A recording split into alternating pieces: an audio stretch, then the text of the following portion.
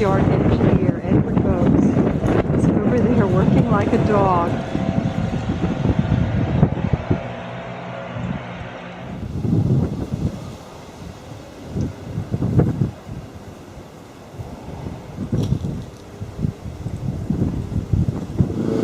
And we're emptying out the garage. Jen's pushing out this cabinet. It must weigh about 100 pounds, but she's got it up on a dolly. And meanwhile, the lawn guys are out there cleaning off the rest of the weeds on the lawn. Slave labor! And it's getting pretty clear in the garage here, pretty amazing, as everything accumulates outside. So how's that cabinet, Janet? Well, you know, a place for everything and everything in its place. And nicely labeled, too. Isn't this incredible? Well, that's because I did that. Oh, you did that? That wasn't Bob. That was me. Handiwork. That's right. I thoroughly cleaned off the shelf, and lo and behold, something with acid must have been on it. Lovely, isn't it? Everything is in such fine condition in this garage. How about this lovely jacket? Just a little bit of A few things mold. growing on it, yeah. Well, And how about the wall here behind the dryer, oh gosh. or the lack thereof? We've decided we're going to go through the rubbish out here and take anything of value back into the garage at night, and then leave out stuff, and maybe we'll get Maybe it'll lucky. disappear. Yeah, we won't have to deal with it. This thing's too weak for it.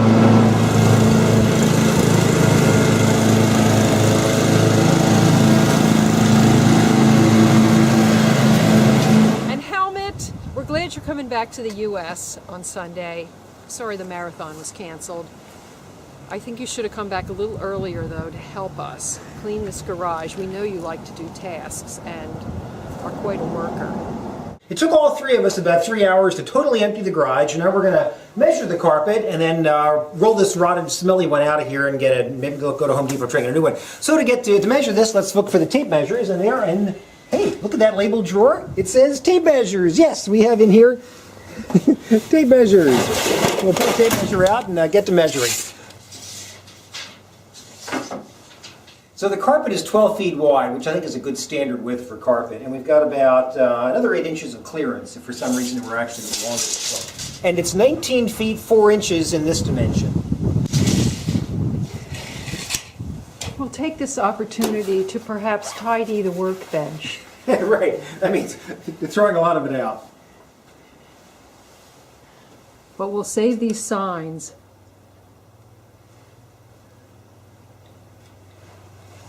Yeah, some classic Bob Bogues signs. So we noticed that while we're picking all this stuff up, we're kind of channeling Bob Bogues here. So I thought I'd put on one of his favorite hats and a hood ornament from one of his favorite cars, his Model T Ford. And this is the horn. Too bad that it's got so many holes in this thing, it won't even honk. We have the rug, this lovely rug, the rotted and smelly on the bottom.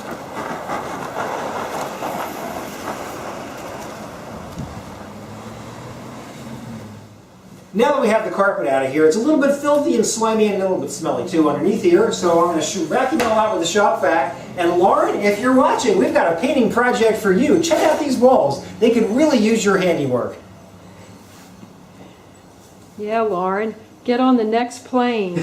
We're not alone here on Walnut Road as people clean up in the aftermath of the worst hurricane we've seen since probably 1938. Too bad this sign didn't blow away.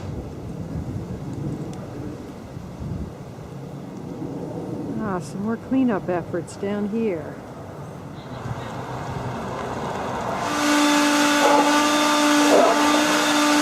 This scrunch off the bottom of the carpet was kind of stuck to the floor. So I'm using Lauren's root scraping tool. It's nice and sharp and nice and flat across the bottom. So it's really perfect for this kind of stuff. And I don't really think it'll bother.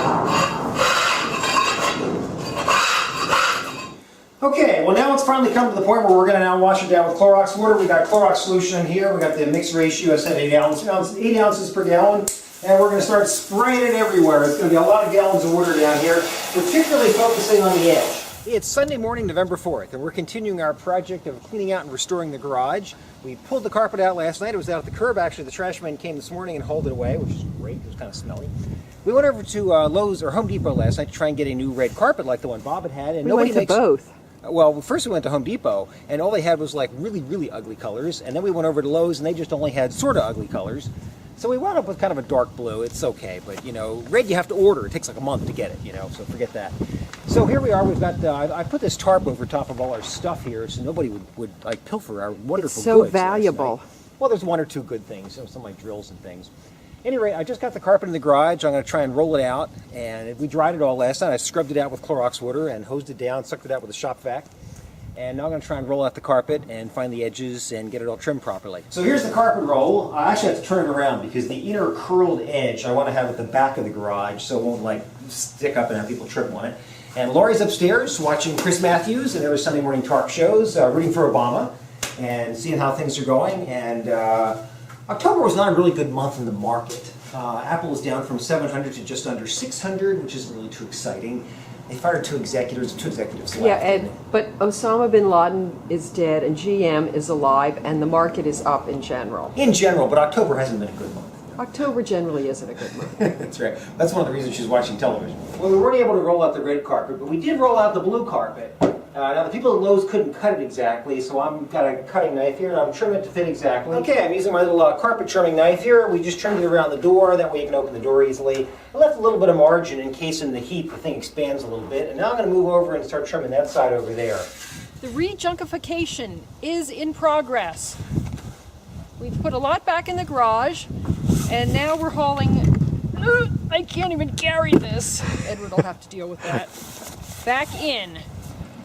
We finally finished putting everything back in the garage. Now I'm going to engage in my favorite cleaning activity, using one of Myrtle's many vacuums. Well, we did it! We've actually got the garage cleaned up now. We got all the wet carpet out. I washed it out with Clorox water, sucked it all up with a shop vac, bought new carpet, cut it to fit in place, and we put all the junk back in. A place for everything and everything in its place. We call this dwelling place the Bob Boakes Memorial Garage. That's right, yeah. Got rid of a few of his things in this operation, but there's still an awful lot in here. Those people who came along, they really like the Model T equipment. Yeah, that's right. They have Bob's Model T Ford. We don't have it, but they've got the, what do they have? Hood ornament and a couple of ignition coils. And the horn. Yeah. Oh no, we still have the horn, I think. There it is, right over there. Oh gosh. Well, we don't want to do without that. I'll have to put it someplace a little better. We've been trying to give away all sorts of lovely goodies, and we've succeeded with a number of them, but this is what we still have left at 3:15 on Sunday, the 4th. Just what you need here, a nice brass spittoon. Oh, how about this? This is a carburetor from something, I don't know what.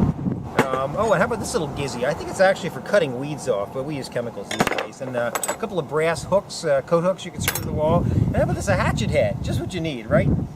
Okay. Oh, there's a music stand. You might be able to use that. And these are blades from something or other. I don't know. Ed, you're not going to be making fudge? I see the fudge trays No, there. the fudge plates are on their pans, but they are on their way out. Now, we found that fudge causes insanity, so we're going to try and avoid that.